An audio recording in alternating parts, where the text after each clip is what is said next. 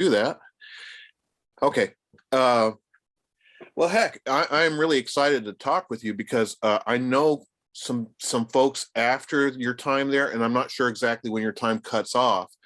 Like Reverend Gordon Gibson, I know him, and I don't know if you know him. He was a bit after Dan Thompson. So I'm just going to open it up and ask you to tell me, when did you come to Jackson? Why? Give me that story, the whole story about how, coming to Jackson, what was there, and I can't hear you. Yeah, okay, got you. Okay, I will. And this is titled Jackson, Mississippi Unitarian Church, 1960 to 1964. Okay. On July 1st, 1960, my husband Stan, our 6-month-old son Peter, and I moved into apartment B4 at 707 Lakeland Drive in Jackson. The apartment buildings were by a vacant field that stretched to the University of Mississippi Medical Center, which made it convenient for the medical students, interns, and residents to walk to work. Stan began a 4-year neurosurgical residency under the guidance of Dr. O.J. Andy, head of neurosurgery. Stan had a collection of bullets and knives taken from the many head wounds he treated those years. After we settled in, we were ready to find a church. We were Methodists and visited a nearby Methodist church, but the congregation was totally white, which caused us to look elsewhere for a church compatible with our beliefs of equality. My parents, who taught at the University of South Dakota, had recently joined a group of faculty members who had started a Unitarian fellowship in Vermilion. Stan and I discovered the Unitarian Church on Ellis Avenue and joined the small, active congregation. The building was small too, but attractive, and there was a wayside pulpit on the lawn with appropriate and meaningful messages. The newly arrived minister, the Reverend Thompson, came from Massachusetts. He and his wife, Leela, moved into Magnolia Towers. The Unitarians had an open door policy, which was stated in the weekly bulletin. No test of creed or dogma is required for membership in our fellowship. Our membership book is available to anyone who may wish to sign. If you are visiting us, please sign our guest book in the hall. These were years when civil rights unrest was, unfortunately, prominent. Black students from nearby Tougaloo College were coming into Jackson on Sunday mornings, followed by the police, to attempt to worship in white churches.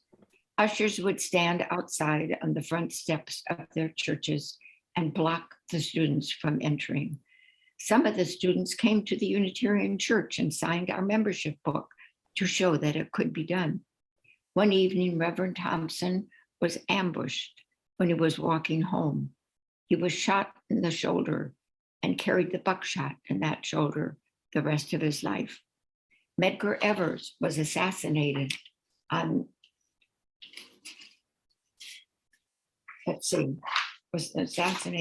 June, anyway,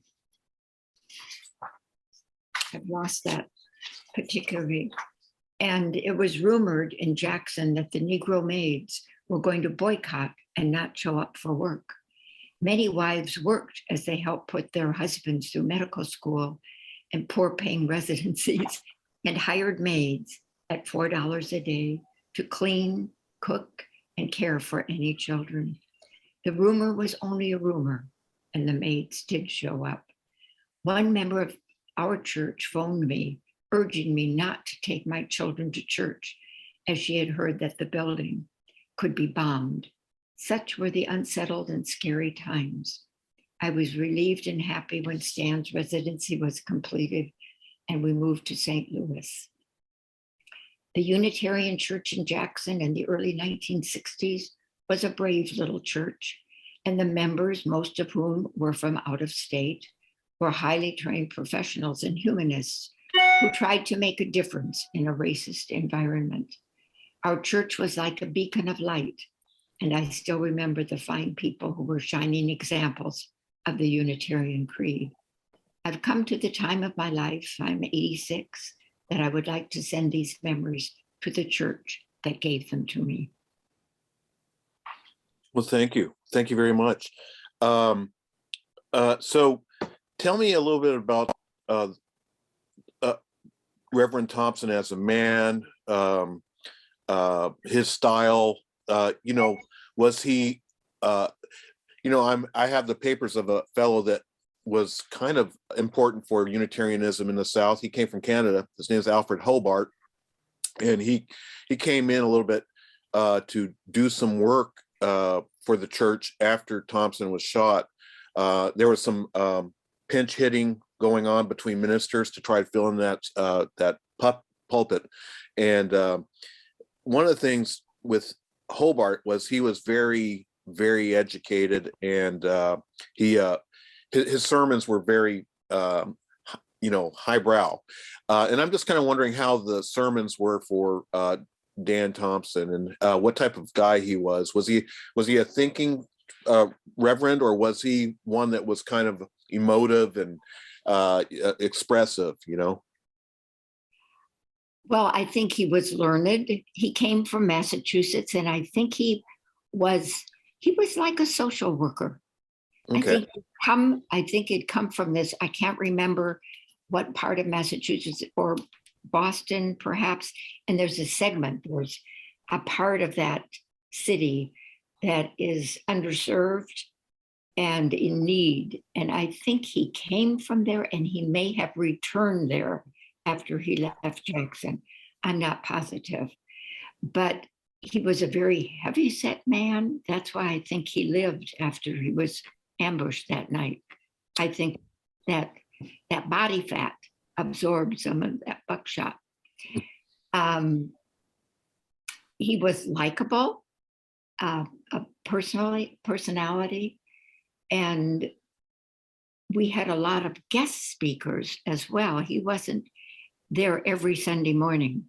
We had a number of guest speakers, some of them from our small congregation. There was a wonderful psychiatrist, Toms, Toms. Do you remember that name? Roland Toms. Roland Toms. Oh, he was one in a million. So can you tell me about some of the other people who did come and talk? Roland Toms, some of the other folks, these were big people, and these were big fish in a small pond. Can you talk to me a little bit about that? Well, I mailed the bulletins. Mm-hmm. And so those bulletins, if you have time to read through them, give a weekly mention and write-up about the speakers. And I wish I could tell you more about them, but I was teaching Sunday school during that. Church. Okay, I'm sorry. Besides Thompson, does anyone else stand out in the church that just blew you away? Besides Toms, you mentioned Toms. Yes, there was a couple. They were from, the last native Mississippian left the church.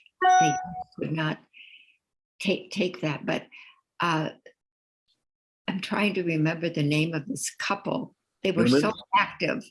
The Newmans? No? No? Can you Okay. come up with some others? Okay. It doesn't come to me right at the moment, but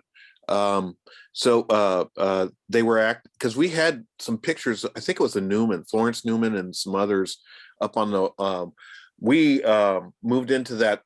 I don't know if we were moved to State Street. You were on Ellis. We moved to State Street into a building that looked kind of like a bunker in a way.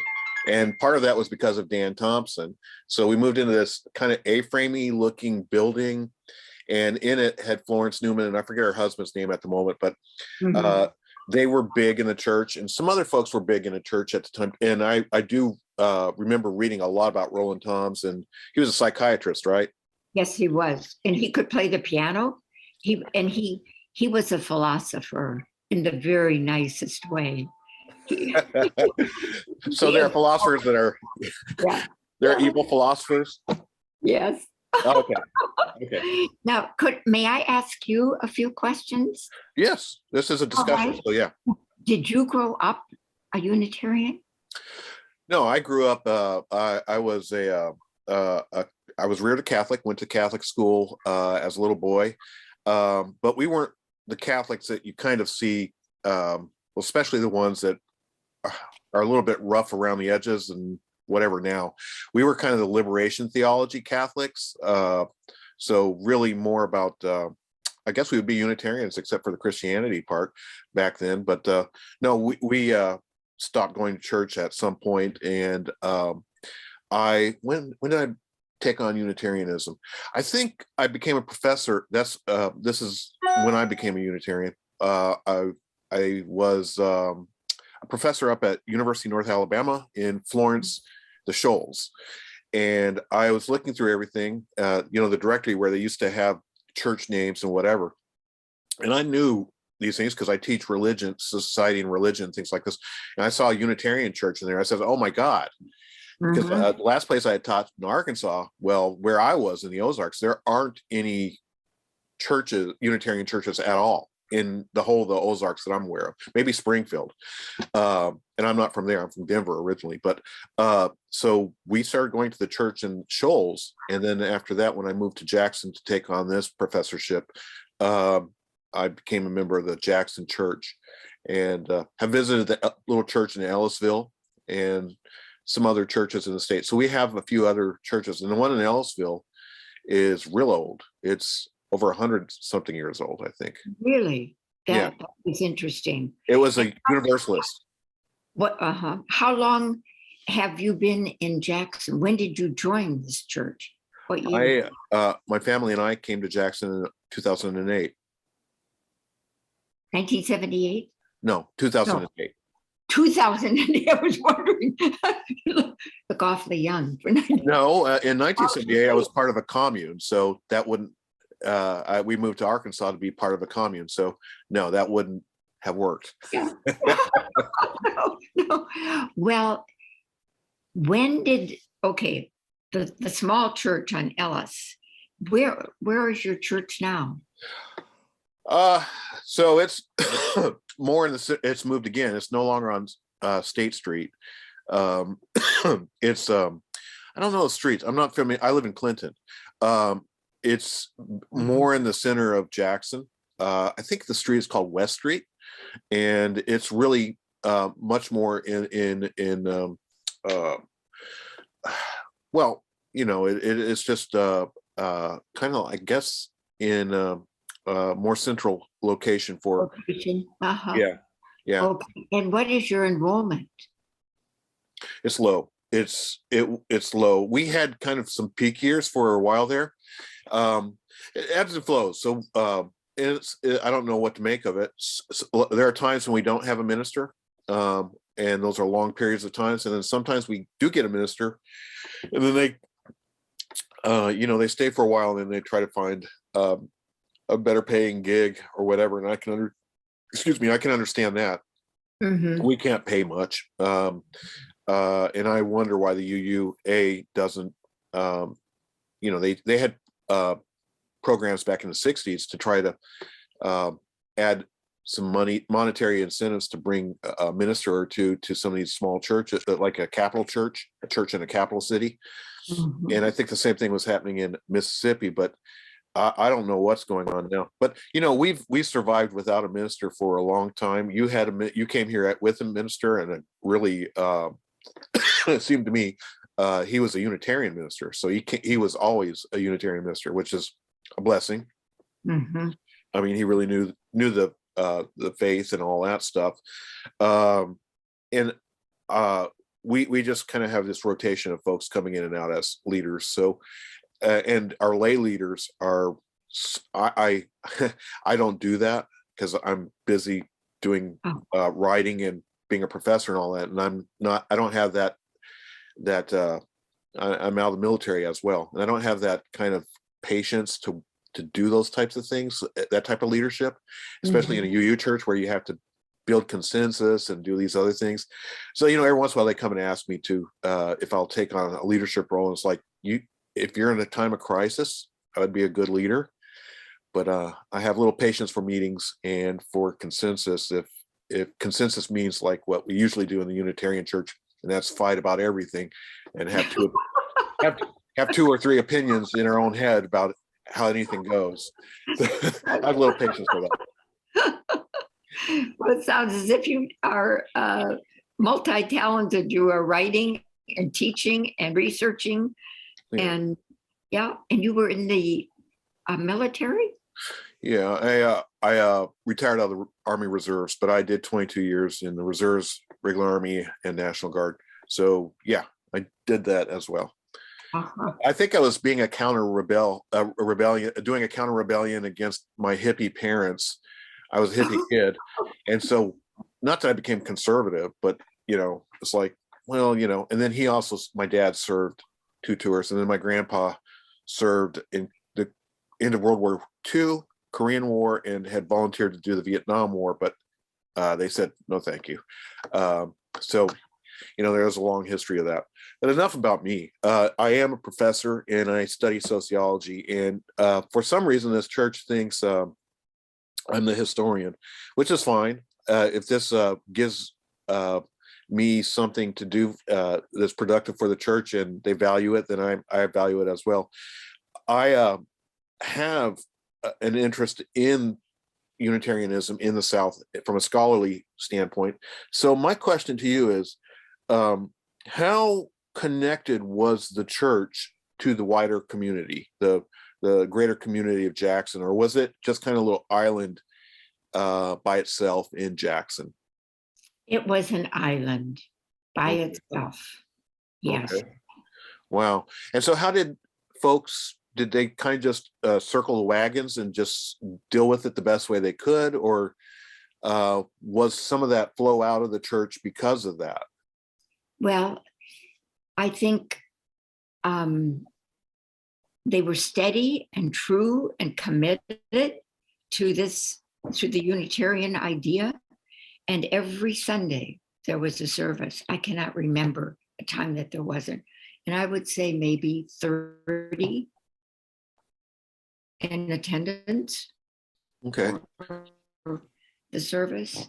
So, and then we were there 4 years. I don't even know when that Unitarian church started.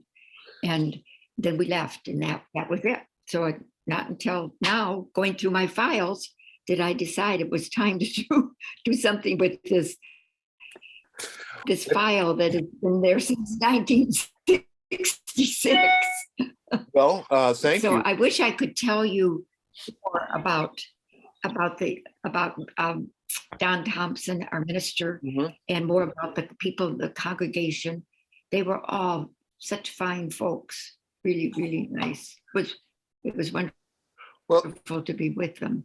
Okay. But I did Sunday school, the little kids to the youngest ones, which my son was one of them.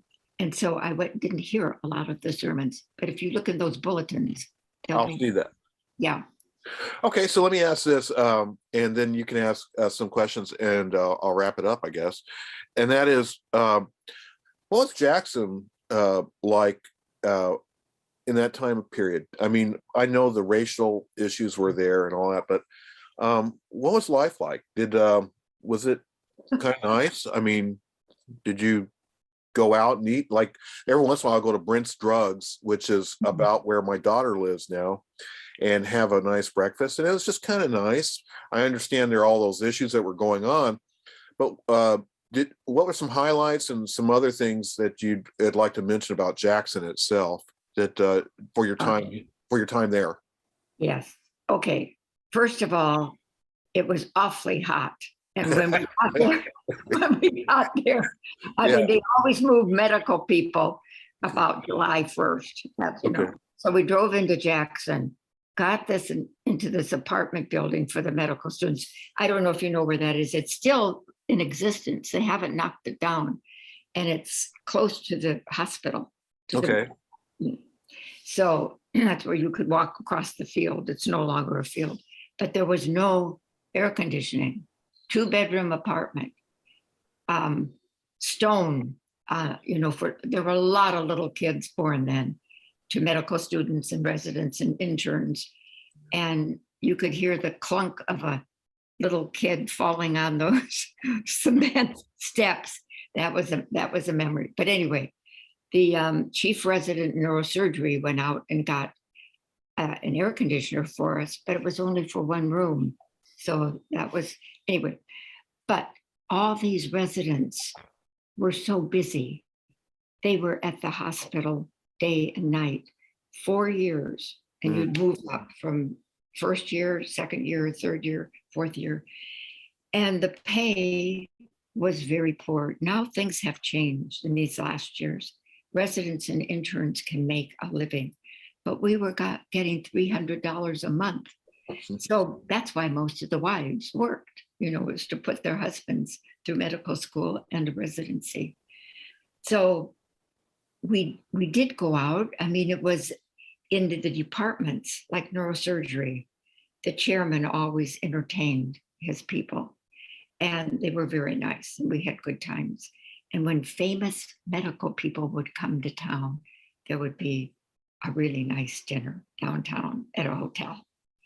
And I got to sit next to one of them. He was a cancer specialist, and he did the surgery on what was his name? Son. Anyway, he lived.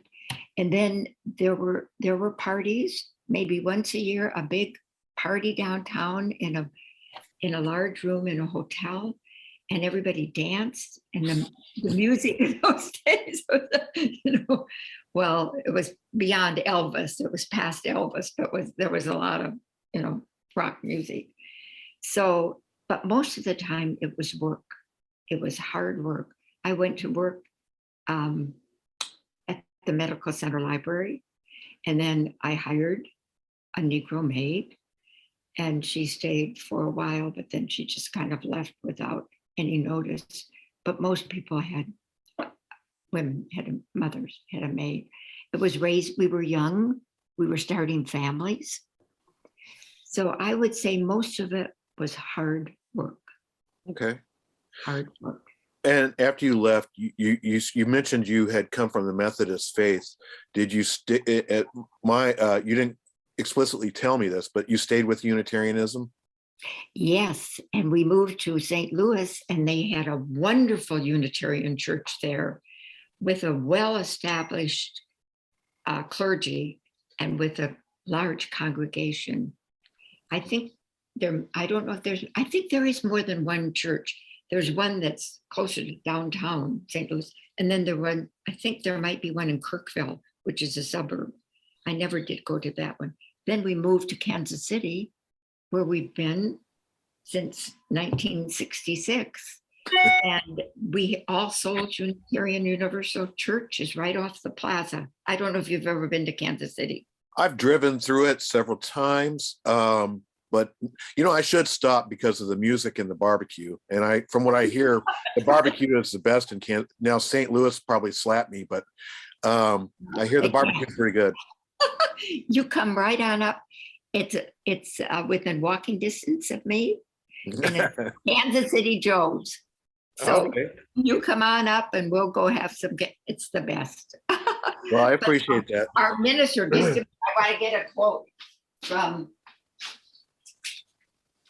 All right, All Souls in 1966, 67, 68, 69 had a wonderful minister, Raymond Bragg. I know of him. Yeah. Know of him? Yeah, well, he was friends with Alfred Hobart. They came from a generation like right after World War I type of generation that came out of seminary, and these were some stellar folks. They were. This is my late husband's favorite quote from Raymond Bragg. When there is a better chance for manhood and womanhood, a freer air, a grander openness, a fuller personal initiative, when there is more laughter and freedom and fine spontaneous humanity, then indeed there will be priceless gain. That's very great. So the church was growing, and so Johnson County was growing. It's Johnson County, Kansas is next to Kansas City, Missouri. So we who lived out in Johnson County, we broke away from All Souls, and we formed our own church. And we went out without a minister for a couple of years, and then we started hiring ministers. Then, just a few years ago, we kind of outgrew that space because the county was growing farther west and south. So we bought an elementary school that had closed down out in Lenexa, Kansas. It's got a wonderful school, empty school, but it's making a wonderful church. We have a woman minister, and so does All Souls have a woman, the one that's right off the plaza downtown here. 2 women Unitarian Universalist ministers in here. And it's a wonderful church. So Well, I can't say that it's growing right now. I can't, there's something, I don't understand what's going on with all this. You would think everybody would be flocking to a Unitarian church. maybe they'll, I think a lot of it is not only our church, our denomination, but I think a lot of it is maybe the younger generations just don't go to things like this. They don't do that. And we'll have to figure that one out. Some, not only us, but other churches as well. The only ones seem to do well are the evangelical churches. And I don't know why that is the case, why they do so well, and churches like ours do so poorly. I know it, but there's a Methodist church here in Johnson County that is, they have, I think they have 2,000. Wow, members. that's crazy. I mean, that's incredible. Well, I don't know how they logistically or even spiritually or whatever. I don't know how you can have that many people and do productive fellowship. I don't know how that happens. They must break it into smaller pieces. It's a gigantic church. A mega church? A mega church. Yeah. And the windows, I can't tell you how much they cost. They've made international news, just the windows in that church. Yeah. And well, the minister has a bodyguard. Well, that tells you everything you need to know. Is there anything else you want to mention about the time in Jackson, Mississippi, Raymond Bragg, Tom's, any of these folks, anything else you'd like to mention?